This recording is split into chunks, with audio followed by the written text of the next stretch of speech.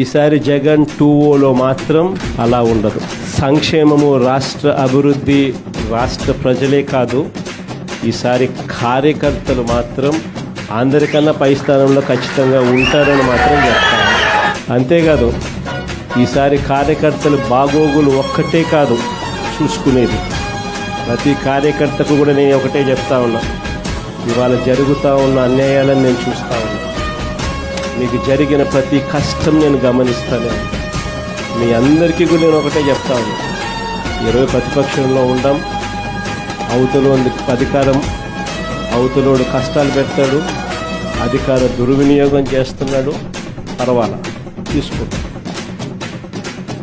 ఎవడు అన్యాయం చేసినా కానీ మీ అందరికీ చెప్తాను, ఖచ్చితంగా వడ్డీతో సహా, మళ్ళా చెప్తానా, వడ్డీతో సహా రిటర్న్ గిఫ్ట్లు ఇస్తామని మాత్రం ఖచ్చితంగా చెప్తాను.